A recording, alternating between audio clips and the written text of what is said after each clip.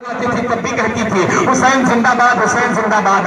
जब बेटी 5 साल की हो जाती है तो माँ से पूछती है, अरे अम्मी जान ये तो बता दो, जब आप बर्तन मांजती है तब भी कहती हुसैन जिंदाबाद, जब आप खाना पकाती है तब भी कहती हुसैन जिंदाबाद, और मुझसे भी कहलाती है ये हुसैन है कौन, ये हुसैन नाम किसका है, ये रहता कहाँ है, अम्मी हम इससे मिलना चाहते हैं। तो बेटी से माँ ने फरमाया, बेटी हुसैन को जहाँ याद करो हुसैन वही पहुंच जाता है, हुसैन को जहाँ तुम पुकारोगे हुसैन तुम्हारी मदद के लिए वही पहुंच जाएगा। और आज तुम हमारे घर के अंदर जो हो वो किसी और की बदौलत नहीं हो, बल्कि करबला के ताजदार हुसैन की बदौलत हो। बेटी हम रहे या ना रहे, जब तक दुनिया पर जिंदा रहना, अपनी नस्लों को भी वसीयत कर देना, कलमा पढ़ना या ना पढ़ना, लेकिन हुसैन से मदद मांगती रहना, हुसैन तेरी मदद करता रहेगा।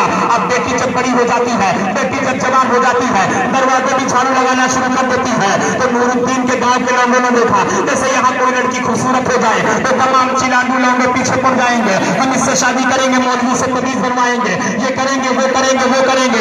इसी तरह नूरुद्दीनपुर गांव के अंदर जब वो सोनार की लड़की जवान होती है तो जवान होने के बाद में एक खूनहार लड़की बनती है, एक खूबसूरत लड़की बनती है। जिम्मेदारी के साथ मैं बोल रहा हूँ, गलत मैं नहीं बोलता हूँ, हंसो मत, सब काम मत करिए, मैं तकरीर में कुछ बता दे रहे हैं।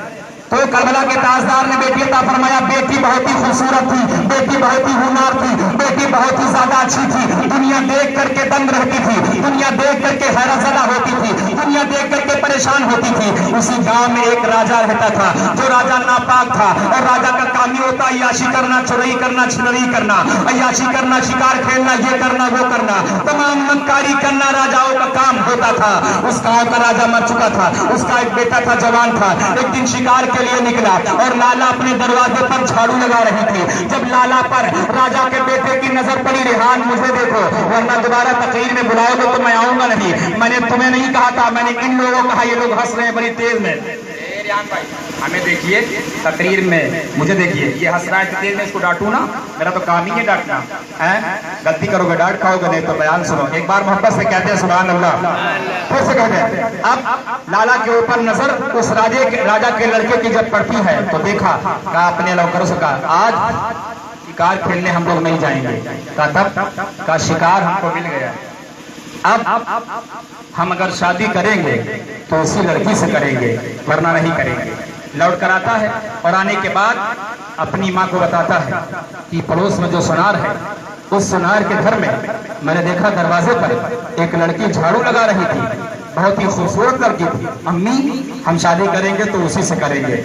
माँ ने कहा ये सब हो नहीं पाएगा, हम लोग राजा हैं, वो हमारी प्रजा है, प्रजा की लड़की हमारे घर के अंदर बहू बनकर नहीं आ सकती है। राजा के लड़के ने कहा, अम्मी हमने एक झलक देखा है और हमने तय कर लिया है कि हम जिएंगे तो उसी के साथ में, मरेंगे तो उसी के साथ में, शादी करेंगे तो उसी के साथ में, फेरे लेंगे तो उसी के साथ में। माँ बेटे की मोहब्बत में पागल हो गई, बेटे की जिद को मान ली और मानने के बाद आती है सोनारिन के दरवाजे पर अपने घोड़ों के साथ में, अपने नौकर चौकर के साथ में तमाम पकवान लेकर आती है। और आने के बाद जब सोनारिन ने देखा तो देखकर कहा, महारानी आप कहाँ क्यों आ गई, कोई काम था क्या, अगर आप कहलवाती तो हम ही आ जाते, आप क्यों आई है। कहा काम ऐसा है कि मेरा बेटा तेरे बेटी के इश्क में पागल है, मेरा बेटा तेरी बेटी से शादी करना चाहता है। सोनारिन ने डायरेक्ट मना कर दिया, मेरी बेटी गरीब है, मैं गरीब एक सुनार हूँ, मैं अपनी बेटी की शादी बादशाह के घर में नहीं कर सकती हूँ, मैं जैसे गरीब हूँ मैं किसी गरीब के घर में अपनी बेटी की शादी करूंगी। फिलहाल वो सोनारिन ने रानी साहिबा को वापस भेज दिया। अब रानी साहिबा उधर से तो आई थी खुशी खुशी, उनके दिमाग में ये बात थी कि हम रानी होकर जब प्रजा के घर जाएंगे तो तत्काल प्रजा हमारी बात को एक्सेप्ट कर लेगी और हमारी बात को मानकर अपनी बेटी की शादी हमारे घर में कर देगी, हमारे बेटे के साथ कर देगी। लेकिन जब रानी को सोनारिन ने मना कर दिया तो मुंह लटका करके, मुंह झुका करके सोनारिन आने लगती है। और जैसे ही बेटे ने देखा तो लगा होगा कि रिश्ता तय हो गया होगा। कहा अम्मी क्या बात है, बात तय हो गई क्या, बात पक्की हो गई क्या। कहा नहीं बात पक्की नहीं हुई है, बात तय नहीं हुई है, बल्कि उस सोनारिन ने तो मुझे बैठने के लिए भी नहीं कहा और उसने मुझे वापस भेज दिया और ये कहा कि मैं गरीब हूँ, मैं प्रजा हूँ और प्रजा की लड़की अमीर घर में नहीं जाएगी, गरीब की लड़की बादशाह घर में नहीं जाएगी। ऐसा है कि आपके घर में हम शादी नहीं करेंगे। अब बादशाह का लड़का अपनी माँ से कहता है, अम्मी एक बात सुनो, देखिए 12 बज चुका है, 5-10 मिनट और हम बोलेंगे, ठीक है ना? कल भी सुनना है, कोई बिहार से आने वाला है, हम तो रुदौली ही के हैं। बिहार में रुदौली में डिफरेंस है, बहुत फर्क है। ये तो रेहान की मोहब्बत है जो हम खींच कर आपके दयार में आए हैं, रुदौली प्रोग्राम छोड़ करके। इन्होंने इतना प्रेशर डाल दिया कि आप आइए दूसरे मौलाना को लगा दिए, वहाँ तुम बोलो, यहाँ साकिब खान बोलेगा, फिर आप लोग बोल दो सुभान अल्लाह। अब करबला के ताजदार ने जो बेटी दी थी, उसके इश्क में एक लड़का पागल था, राजा का। अब अपनी माँ से कहता, अम्मी शादी तो हम उसी से करेंगे, फर्क इतना है कि अब डोली लेकर नहीं जाएंगे, डोली कोई और लेकर आएगा, रास्ते में हम रोक लेंगे। माँ ने कहा गलत बात है, हमारी कौम हमें डरा देगी, हमें चिढ़ाएगी, हमें बुरा भला कहेगी। फिलहाल बच्चे ने कहा हम ऐसा ही करेंगे। लड़की की शादी तय हो जाती है, शॉर्टकट थोड़ा वाकया छोड़ दिया। लड़की की जब शादी तय हो गई तो बारात गई, बारात दाला घर में पहुंच गई, नाश्ता हुआ, पानी हुआ, खाना हुआ, सब कुछ हुआ। जब लड़की डोली में बैठी, पहले डोली चलती थी, है ना, जानते कि नहीं? जानते तो ही हो, ऐसा नहीं, पहले डोली चलती थी। डोली में लड़की को मां ने बैठा दिया, दूल्हा भी बैठा है, और कुछ लोग आगे पीछे से उठाने वाले भी होते हैं। हम अपनी बेटी को जब विदा करेंगे, मेरी बेटी का नाम है फारिहा खान, जब हम विदा करेंगे तो क्या कहेंगे, बेटी वहाँ जाना तो अपने दामाद, हमारे दामाद को गुलाम बना लेना, हाँ, तबीज पिलवा करके गुलाम बना लेना, हमारे घर का गुलाम बनाना, हमारे अम्मा अब्बा को अब्बा कहे, उन अपने अम्मा अब्बा को छोड़ दे, ये सब हम लोग बताएंगे। और आप अपनी बेटी को विदा करेंगे तब भी यही, वहाँ जाना, सास को मारना, उनको पीटना, इनको ये करना, मतलब हर माँ समझाती है, लेकिन जब 2-3 दिन बाद बिटिया बुराई करेगी, ऐसे करती, अब की आवे तो मौलाना बुला के तबीज बनवा देंगे, तबीज पिलवा देंगे, ये करवा देंगे, मौलाना बुला कर ये करवा, दुनिया भर एक ड्रामा आप करेंगे। लेकिन इस वाकये को सुने, खुदा की कसम आपका ईमान ताजा हो जाएगा। वाकया ऐसा है, एक सनारी है, गैर मुस्लिम है, मुसलमान नहीं है, कलमा गो नहीं है, लेकिन जब अपनी बेटी को डोले में बैठाती है, बैठाने के बाद में दूल्हे के सामने ऐलान करती है, अरे बेटी मैंने अपने घर से तुझे विदा कर दिया, लेकिन जब पैदा हुई थी तब भी तुझसे हमने कहा था हुसैन हुसैन कहती रहना, अब जाते समय जुमले को हम चेंज करेंगे। अम्मी ने फरमाया, माँ ने फरमाया, बेटी अगर रास्ते में कोई मुसीबत आ जाए, अगर रास्ते में कोई परेशानी आ जाए, अगर रास्ते में कोई दिक्कत आ जाए तो करबला के ताजदार से मदद मांग लेना, कहते सुभान अल्लाह। ये एक माँ ने फरमाया, खुद से कहते सुभान अल्लाह, फिर कहो सुभान अल्लाह। रेहान भाई आप भी कहते सुभान अल्लाह। यहाँ हमारे पास कुछ पैसे चेंज रखे हैं, इसको चाहे उठा ले जाओ कुछ लोग, हैं, कह दीजिए सुभान अल्लाह। करबला के ताजदार से, अरे बेटी तुम रास्ते में कोई दिक्कत आए, कोई परेशानी आए तो मदद मांग लेना। अब ये काफिला जब मुसलमान की औरत आती है देखने के लिए, मुसलमान का आदमी आता है कि लाओ हम भी देखें, आज करबला के ताजदार ने जो बेटी अता किया था, आज वो दुल्हन बन के अपने ससुराल जा रही है, आज वो अपने दूल्हा के साथ अपने असली घर जा रही है, और हम भी देखें वो भी आती है तो आने के बाद वसीयत करती है, अरे बेटी सुनो सुनो, रास्ता में कोई परेशानी आए तो करबला के ताजदार से मदद जरूर मांग लेना, हुसैन से मदद जरूर मांग लेना। मेरी बातों को गौर से सुनना, इधर राजा के लड़के ने कहा था डोली कोई और लाएगा, उसको रास्ते में हम लूट लेंगे, इधर माँ ने और मुसलमान ने, माँ ने, बाप ने, मुसलमान औरत ने और आदमी ने ये वसीयत कर दिया। अब वो बेटा जिसको करबला के ताजदार ने अता फरमाया था, वो बेटा भी डोली के करीब आता है और दोनों हाथ से डोली पकड़ता है, कहता है बहन सुनो सुनो, हम दोनों की पैदाइश करबला के ताजदार की बदौलत हुई है, अगर रास्ते में कोई परेशानी आ जाए तो अम्मा को याद मत करना, अब्बा को याद मत करना, किसी को याद मत करना, बल्कि करबला के ताजदार हुसैन से मदद मांग लेना। अब सबने यही वसीयत कर दिया, सबने यही बात बता दिया, अगर मदद मांगना तो करबला के ताजदार से मांग लेना। अब डोली विदा हो जाती है और डोली जाती है, चलते चलते चलते चलते, मतलब दोपहर का एक पहलू गुजर जाता है, जब शाम ढलने लगती है तो जंगल का बीचों बीच आ जाता है, जहाँ राजा के लड़के ने और उनके चिलांडू किराए के टट्टू चेलों ने हमला बराती बरातियों पर कर दिया। जब बराती पर हमला किया तो पहले एक बराती की गर्दन को काट करके फेंका। गौर से सुनना, ये आखिरी बयान है मेरा 5 मिनट का। इसी बयान में तुम्हारा ईमान भी ताजा होगा। तुम जान जाओगे हुसैन को कितना पावर है, तुम जान जाओगे हुसैन ने तुम्हें क्या क्या दिया है, हुसैन तुम्हें क्या क्या दे सकते हैं। सही ईमान करके तो तुम देखो, खुदा की कसम। अब वो गोली जा रही है और गोली जैसे ही जाती है अब जंगल के करीब में पहुंचती है। अब राजा के चिलानुओं ने, राजा के चेलों ने बरातियों पर हमला कर दिया। एक बराती की गर्दन को काट करके फेंक दिया, दूसरे बराती की गर्दन काट करके फेंक दिया। कोई चिल्ला रहा, कोई आहोदमा कर रहा है। जब गर्दनें कट रही तो कोई क्या कह रहा, कोई क्या कह रहा है। और जितने लोग बारात आए थे सब के सब हिंदू थे। गौर से मेरी बात को सुनते रहिएगा। बारात जिसकी आई थी वो भी लड़की हिंदू थी, लेकिन करबला के ताजदार की बदौलत सिर्फ पैदा हुई थी। करबला से मन्नत मांगा था तो अदा हुई थी। अब मेरी बात को गौर से सुनते जाइएगा। जंगल का बीचों बीच कोई राम कहता, कोई श्याम कहता। मतलब जब गर्दन कटती तो यही सब जुमले निकल रहे थे। लेकिन जैसे ही सारी गर्दन कट जाती है बरातियों की, जैसे ही लाला की डोली के करीब वो राजा का आदमी पहुंचता है, राजा का लड़का पहुंचता है, तो नौकरों से कहता तुम सब दूर हो जाओ, इस डोली के अंदर मेरी अमानत है, इसे सिर्फ मैं छूंगा, कोई और नहीं छू सकता है। अब लाला के सामने लाला के शौहर के बाल को पकड़कर घसीट करके राजा का लड़का बाहर निकालता है। और निकालने के बाद में राजा के सामने, लाला के सामने लाला के शौहर की गर्दन को काट करके फेंक देता है राजा का लड़का। और वैसे ही लाला के हाथ को पकड़ना चाहता है तो लाला ने पुकार करके कहा, ऐ करबला के ताजदार, जब से हम पैदा हुए हैं तेरा नाम अपने घर में सुनते रहे हैं। मैंने जब जब कोई काम किया है तेरा नाम लिया है, मैंने जब तक जिंदा रही हूं तेरा नाम लिया है। और जब मैं दुल्हन बनी तब भी तेरा नाम ले करके, आज मैं जब दुल्हन बन के आ रही थी तो मेरी माँ ने, मेरे बाप ने, पड़ोसी मुसलमान माँ ने, मुसलमान बाप ने, और मेरा एक रजाई भाई था, उसने सबने वसीयत किया था कि रास्ते में कोई मुसीबत आ जाए, रास्ते में कोई परेशानी आ जाए तो करबला के ताजदार से मन्नत मांग लेना। ऐ करबला के ताजदार, मैंने तुझे देखा नहीं है। ऐ करबला के ताजदार, मैंने तुझे सिर्फ जाना है। ऐ करबला के ताजदार, मैंने तुझे सिर्फ माना है। ऐ करबला के ताजदार, मैंने तुझे सिर्फ माना है।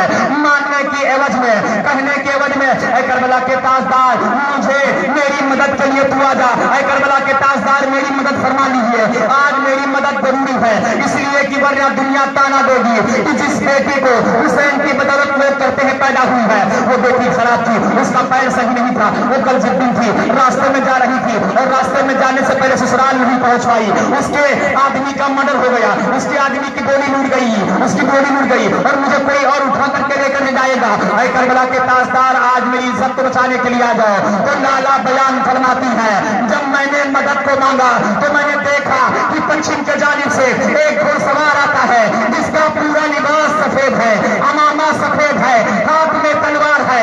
आने के बाद आता है तो पहले एक राजा के चेले की गर्दन काट के फेंकता है, फिर दूसरे गर्दन काट के फेंकता है, फिर तीसरे गर्दन काट के फेंकता है। मतलब जिस तरीके से लाला के बरातियों की गर्दन, लाला के बरातियों की गर्दन राजा के लड़के के चेलों ने काटा था, उसी तरह आने वाला आकर काटता है, एक एक गर्दन काट काट कर फेंकता है। जब सारी गर्दनें कट जाती हैं तो लास्ट में करबला का ताजदार अभी मालूम नहीं हुआ कि कौन आया कौन नहीं आया, और लाला सारा मंजर देख रही है और बार बार लाला मदद पर मदद मांगती जा रही है। लेकिन जब वो करीब आता है और आने के बाद में राजा के लड़के की गर्दन पकड़कर और तलवार की नोक से तलवार की एक तलवार मारता है, आने वाला राजा की गर्दन भी काट करके फेंक देता है। और जैसे ही लाला के बराती वो करीब पहुंचता है तो पहुंचने के बाद में एक बराती की गर्दन को गर्दन से जोड़ दिया, फिर सर को गर्दन से जोड़ दिया, सबके सब जिंदा होकर चले जा रहे हैं। पहला आदमी जिंदा हुआ, दूसरा आदमी जिंदा हुआ, तीसरा आदमी जिंदा हुआ, सारे जिंदा हो गए। अब लाला के शौहर की गर्दन को उठाया,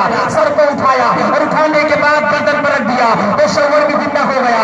अब जाने वाले ने जैसे ही अपने घोड़े को पश्चिम के जानिब मोड़ा, घोड़े ने वो किया, लाला दौड़ कर जाती है और जाने के बाद घोड़े के आगे के दोनों पैर पकड़ लेती है।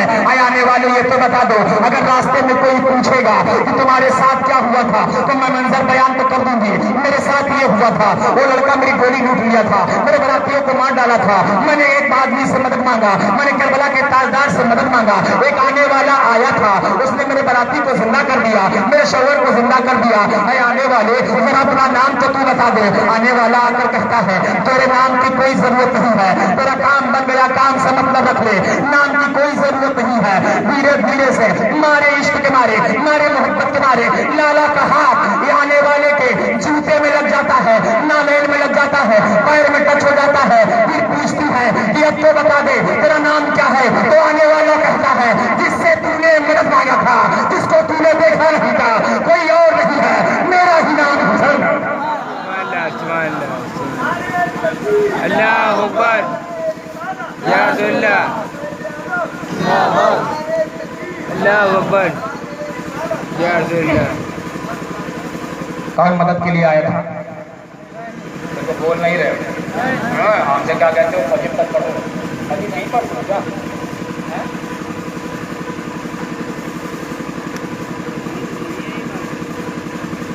मदद के लिए कौन आया था?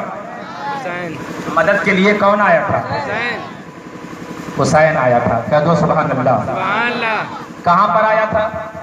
जंगल में। कहाँ पर आया था? जंगल में।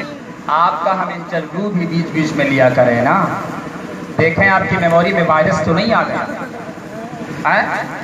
कहीं ऐसा तो नहीं कि मेमोरी में कोई गंदगी आके बस गई है, हम कहें कुछ आप सुनो कुछ और लास्ट में कहो इतना बोलता है ये सब, इसको तो बोलने को सीरियस है, हमको बैठाला रखा है तो ऐसा कुछ नहीं। ठीक है।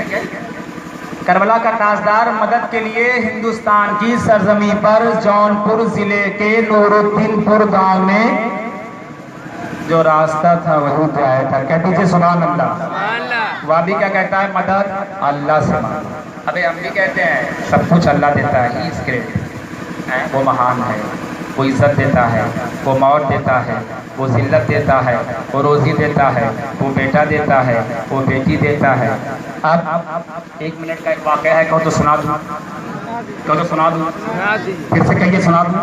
इतना ज़बरदस्त वाक़या आप जान जाओगे कि अल्लाह क्या क्या देता है और अल्लाह के वली क्या क्या देते हैं। गौसे आजम बचपना का आलम है, कह दीजिए सुभान अल्लाह। कौन सा आलम है? बचपना। मान लो 8-9 वर्ष की उम्र है, बच्चों के साथ खेल खेल रहे हैं। हम लोग खेलते हैं क्या? कबड्डी, चोरी, आइस पाइस, ये वो। गौसे आजम खेल खेल रहे हैं। गौसे आजम बच्चों के साथ खेल खेल रहे हैं और खेल कितना खूबसूरत। आए बच्चों मर जाओ, क्या? आए बच्चों मर जाओ। सब बच्चे मर जाते हैं।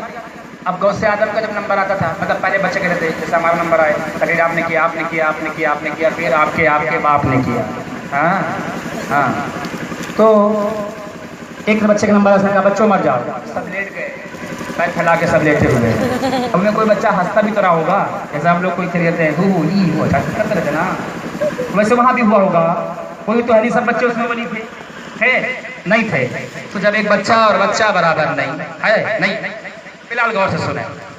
गौसे आजम की जब बारी आई तो अल्लाह के वली ने कहा ऐ बच्चों मर जाओ, ऐ बच्चों मर जाओ। खुदा की कसम सारे के सारे बच्चे की रूह रियल में कब्ज हो गई थी। हकीकत में अल्लाह के फरिश्ते इस्राइल ने आकर के कब्ज कर लिया था। गौसे आदम के मुंह से निकलना था कि बच्चों मर जाओ। सारे के सारे बच्चे मर जाते हैं और चंद मिनट तक मरे पड़े रहते हैं। किसी की सांस भी नहीं चलती है, किसी का पैर भी नहीं डगमगाता है। जब और बच्चे कहते हैं मर जाओ तो सारे बच्चों के कदम हिला करते थे, सारे बच्चों के पेट ऊपर नीचे हुआ करते थे, सारे बच्चों के सीने धक धक जा करते थे। लेकिन जब बगदाद का दूल्हा कहता था ऐ बच्चों मर जाओ तो सारे बच्चों की रूह अल्लाह कब्ज करवा लेता था। इसलिए कि मेरा गौस कभी झूठ नहीं बोलता है। गौसे आदम के मुंह से जो निकला वो अल्लाह ने पूरा कर दिया। अब बगदाद की सरजमी का यही उड़ा गया है। फिर गौसे आदम ने कुछ मिनट के बाद में कहा ऐ बच्चों जिंदा हो जाओ। सारे के सारे बच्चे खड़े होकर मुस्कुराने लगते हैं। अब यही खेल एक आदमी पड़ोस में खड़ा होकर देख रहा था और बार बार इस खेल को देख रहा था। गौसे आदम सुबह से लेकर शाम तक इबादत भी करते थे, रियाजत भी करते थे, तकवा भी करते थे, परहेजगारी भी करते थे और इसी खेल में अल्लाह का वली मश्क रहता था। बगल में पड़ोस में कुछ दूर पर एक बच्चा हकीकत में मर गया था। क्या? अच्छा, ये किस किताब में लिखा है? कि किस किताब में लिखा भी कोई पूछ ले। किस किताब में? तज़किरतुल औलिया। किसमें? बोल नहीं रहे हो, फिर से बोलो। किसमें लिखा है? तज़किरतुल औलिया, जिसमें औलिया अल्लाह का तज़किरा इंडेंट है। ये उसमें लिखा है यार, क्यों नहीं बोलते हो तुम? अल्लाह ने तुमको मुंह दिया है, किसी चोर नेता आ जाए तो नारा लगाओगे चाहे पैजामा ढीला हो है? इतना नारा लगाओगे चाहे वो जीतने के बाद तुमको एक भी कॉलोनी नहीं देगा। हाँ, बीपीएल में नाम भी नहीं डरवाएगा। गैस भी तुमको नहीं दिलवाएगा। और रसूलुल्लाह की महफिल में अगर बैठ करके बोल दोगे तो खुदा की कसम तुम्हें यहाँ भी गैस मिलेगी, वहां भी गैस मिलेगी, कब्र में भी गैस मिलेगी। ये ऐसी महफिल है। मैं क्या कह रहा था, एक बच्चा रियल में सच में मर गया था, उसकी माँ रो रही थी। हम भी मर जाएंगे तो हमारी माँ रोएगी, तुम भी मर जाओगे तुम्हारी माँ रोएगी, कोई मर जाएगा यार, रोना तो पड़ेगा ही पड़ेगा। वो माँ रो रही थी, आओ बका कर रही थी, तो बच्चा नीचे लेटा है। अब रोते रोते बेचारी कभी उधर जाती, कभी उधर जाती, कभी उधर जाती, और अचानक रोते रोते उस आदमी के करीब आ गई जो आदमी ये सारा नज़ारा देख रहा था, सारा खेल देख रहा था। उसने जब सुना रोने की आवाज़, और इतना अच्छा खेल अल्लाह का पैगाम, अल्लाह का वली खिला रहा है, हम खेल देख रहे हैं, लेकिन ये रोने की आवाज़ मेरे कान में, मुड़कर देखा तो औरत, क्यों रो रही हो? तो रो इसलिए रहे, मेरा बच्चा मर गया है और हमें शक है कि शायद नहीं मरा है। वो गया देखा, सच में मर चुका था। जैसे हम बुलाए ना तो ये करो वो करो, फॉर्मेलिटी, वो भी क्या मर गया सच में। कहता का ऐसा है कि अब क्या करें, मिट्टी होगी। माँ ने कहा दफन होगा, कहा नहीं मिट्टी नहीं होगी। कहा ये बच्चा जब अभी एक खेल हो रहा है, बगदाद का दूल्हा गौसे आजम एक खेल खेल रहा है, जब सारे बच्चों का नंबर आएगा सब बच्चे कहेंगे मर जाओ, सब बच्चे लेट जाएंगे, लेटे रहेंगे, फिर सब बच्चे कहेंगे जिंदा हो जाओ, जिंदा हो जाएंगे, फिर दूसरा कहेगा, तीसरा कहेगा, चौथा, ऐसे सब कहेंगे। तुम ऐसे खड़ी होकर मेरे बगल देखती रहना, जब गौसे आजम कहेंगे कि अरे बच्चों मर जाओ, तो जब सारे बच्चे मर जाएंगे, लेट जाएंगे, लेटे रहेंगे, आंखें बंद करे रहेंगे, तो उन्हीं मौत वाले बच्चों के बीच में अपने बच्चे को लिटा देना। अब गौसे आदम की बात को नहीं सुना, गौसे आदम की करामात को उसने नहीं देखा, लेकिन उस आदमी की बात को मान लिया। उसे लगा कि शायद मेरा बच्चा जिंदा हो जाए। हर माँ के अंदर एक ममता होती है कि मेरा बच्चा बीमार है तो शिफा हो जाए, मेरे बच्चे को जल्दी से आराम मिल जाए, मेरे आदमी को जल्दी से आराम मिल जाए। ये हर आदमी की कैपेसिटी होती है, ये हर आदमी के अंदर गट्स होता है कि फला बीमार है तो अच्छे हो जाए।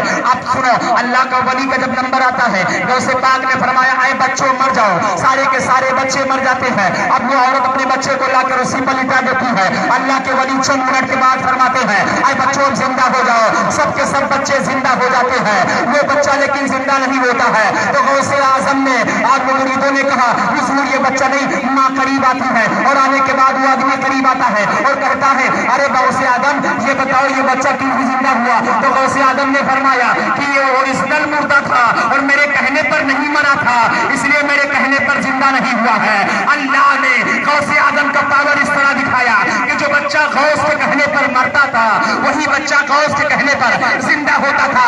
लेकिन गौसे आदम से जब एक माँ की ममता ने अपील किया, रिक्वेस्ट किया, पड़ोसी जो खेल देख रहा था उसने रिक्वेस्ट किया, तो गौसे आदम ने जलाल में आकर एक पैर का ठोकर मारा और ऐलान फरमाया सब लूट कर खेल रहे हैं, तू क्यों सो रहा है, तू भूख कर खेलना शुरू कर दे। गौसे आदम का पैर लग रहा था कि वो ओरिजिनल मुर्दा भी खड़ा होता है, बच्चों के साथ खेलने लगता है। सुभान अल्लाह, सुभान अल्लाह अकबर, या रसूलल्लाह, या अली, या अब्बास, अल्लाह अकबर, या रसूलल्लाह। ये पावर है अल्लाह के वली को। और ये बेचारे कहीं आ नहीं सकते, वो कहीं जा नहीं सकते, जैसे ये कहीं नहीं जा सकते, कहीं आ नहीं सकते हैं। तो जो ओरिजिनल मुर्दा, मतलब सोचो खेल कितना खूबसूरत है। एक बार कह दो भाई सुभान अल्लाह, सुभान अल्लाह। एक बार और बुलंद आवाज से कह दो सुभान अल्लाह। ए लड़के गिलास क्यों दिखा रहा है रे? पानी यहाँ है, गिलास वहाँ है, तुझे पता नहीं महीना कौन सा चल रहा है? सुनो, अल्लाह के वली ने कहा मर जाओ, सब मर गए, कहा जिंदा हो जाओ, जिंदा हो। बेटी ने मदद मांगा, हमने क्या कहा था? लड़की ने जंगल के बीचों बीच में मदद किससे मांगा? और बाकी सब मतलब उछल गया सबका। तीन लोग बोल किससे मदद मांगा? फिर से बोलो, ज्यादा तेज में बोलवाऊंगा खासा को जुनून में तो सर फट जाएगा। हाँ? मदद किससे मांगा? करबला के ताजदार हुसैन से मदद मांगा। हिंदुस्तान की सरजमी पर जौनपुर जिले में नूरुद्दीनपुर गांव में जंगल के बीचों बीच में मदद मांगा। ऐ करबला के ताजदार मदद फरमाइए। तो मदद के लिए हमारा हुसैन, तुम्हारा हुसैन, सबका हुसैन मदद के लिए आया, मदद भी किया, गर्दनों को उठाया, ऐसे ऐसे जोड़ता चला गया जैसे लग रहा था उसने क्विक लगा, ऐसे ऐसे जोड़ते चला गया और सबकी गर्दनें जोड़ दिया। सब जिंदा हो गए, सब बाराती खुश हो गए, खुद से खुशियां मनाने लगे। जब जाने लगा तो लाला ने पूछा, आए आने वाले, अबे कोई पूछ ले। अब आपसे सुबह कोई पूछे मौलाना आया था, कहाँ का था, कैसे नहीं कर रहा था, आप बताओगे ना। उसका नाम था साकिब रजा खान अशमती, रहने वाला रुदौली का था। इमाम हुसैन के पावर ऑफ कॉपरेट को बयान करके गया है कि अल्लाह के वली को भी पावर है और इमाम हुसैन, यही तो कहोगे और क्या कहोगे, कुछ और नहीं कह सकते हो। तो हुसैन ने अपना पूरा इंट्रोडक्शन यानी परिचय पत्र दे दिया कि तूने मदद किससे मांगा था, तेरी माँ ने मदद किससे मांगा था, तेरा पड़ोसी ने मदद किससे मांगा था। मेरा ही नाम हुसैन है, लेकिन तेरी माँ को मैं कभी नजर नहीं आया, तेरे बाप को मैं कभी नजर नहीं आया, पड़ोसी को कभी नजर नहीं आया, लेकिन तुझे इसलिए नजर आया कि दुनिया जान ले एक ही वक्त में करबला का ताजदार हजारों को जिंदा करने की ताकत भी रखता है। हजारों को मारने की ताकत तो सबके पास है, लेकिन जिंदा करने की ताकत किसी किसी के पास होती है। दुनिया जान ले कि इमाम हुसैन ने नई बारात फिर से वापस कर दिया, लाला की जिंदगी में फिर से खुशियां भर दिया। और जो बेटी हुसैन ने अता किया है उसका बाल कोई बाका कर दे, ये हुसैन को गवारा ही नहीं हो सकता था। और हुसैन से कोई मदद मांग ले और हुसैन उसकी मदद के लिए ना आए, ये अल्लाह के रसूल को गवारा नहीं। नबी कौनैन ने यह पावर दिया है हुसैन को कि हुसैन तुम दुनिया के हर गोशे हर किस्ते में जा सकते। आज क्या संदर्भ में नहीं आए होंगे, आए भाई, आए हैं ना, बिल्कुल आए हैं, बिल्कुल आए। तो अच्छा देखिए, मैं 1.5 घंटा बोल चुका हूँ, समझ रहे ना, कितने घंटा और कितना घंटा बुलवाना आप लोग का, 6 घंटा बुलवाना। रेहान भाई ने जब हमको बुक किया था, मैं कल कलकत्ते में था, तो इन्होंने पहले मेरे बात किया था, मेरे प्रोग्राम चल रहा था मुहर्रम 9-8 को। इन्होंने कहा भाई हमारे यहाँ के लोग 3 घंटा तकरीर सुनते हैं। का कितना का 3 घंटा।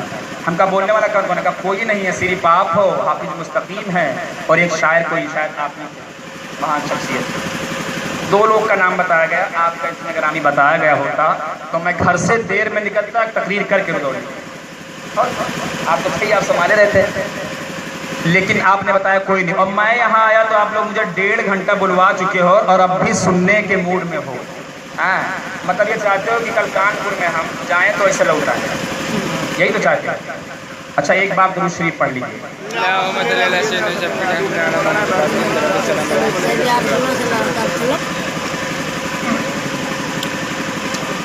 5 नंबर हुसैन मुहर्रम की 9 और 10 तारीख, गौर से सुनना, जोश में नहीं बोलूँगा, एकदम ऐसे बोलूँगा आहिस्ता आहिस्ता। मुहर्रम की 9 और 10 तारीख को जो रोज़ा रखता है अल्लाह ताला उसके 2 साल के गुनाह माफ़ फरमा देता है। मुहर्रम की 9 तारीख और 10 तारीख को, ये सब मैं हदीस बयान कर रहा हूँ, ये जो है मेरे नबी ने फरमाया, समझ रहे हैं ना। जो मुहर्रम की 9 और 10, क्योंकि क्यों बहुत से ऐसे काम इस्लाम के अंदर हुए हैं जो 10 ही तारीख को, और वो अहम काम हुए हैं जिसकी मिसाल अव्वलीन व आखरीन में ढूंढी जाए नहीं। दूसरा मसला, मुहर्रम की 9 को 10 को जो शख्स 4 रकत नमाज नफिल पढ़ेगा, कितनी, फिर से बोलो, 4 रकत नमाज नफिल पढ़ेगा। पहली रकत में सूरह फातिहा के बाद आयतुल कुर्सी पढ़ेगा, दूसरी मतलब समझ रहे ना, दूसरी रकत में 11 मरतबा कुल हुवल्लाह शरीफ पढ़ेगा। अगर ऐसे 4 रकत नमाज नफिल आपने पढ़ा तो अल्लाह रब्बुल इज्जत आपके 1 साल के गुनाह और 1 साल तक आपको रोजी और 1 साल तक आपके मकान में बरकतें अता फरमाएगा। ये नमाजें 4 रकत पढ़ने का सवाब है।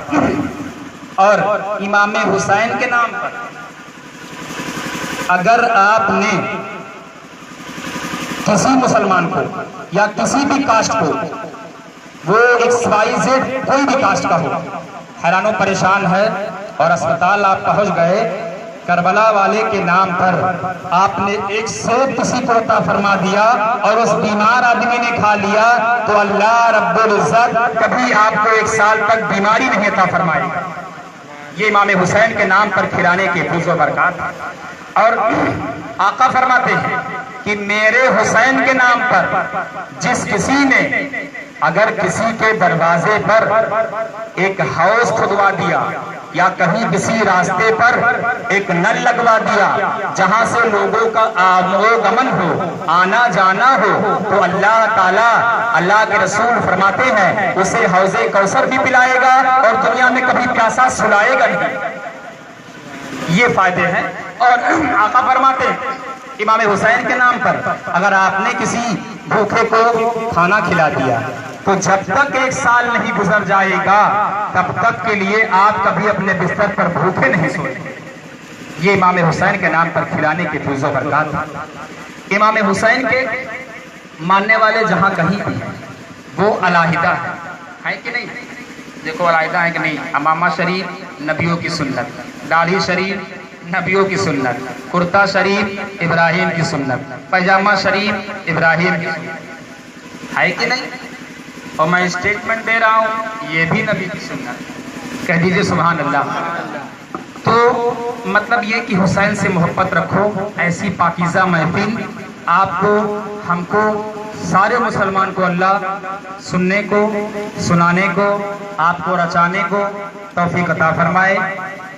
और इलाहुल आलमीन अगर हमारे बोलने में कोई गलती हुई हो तो परवरदिगार तो उसे माफ अता फरमा और इस गांव के लोगों को हसनैन करीमैन का सदका अता फरमा।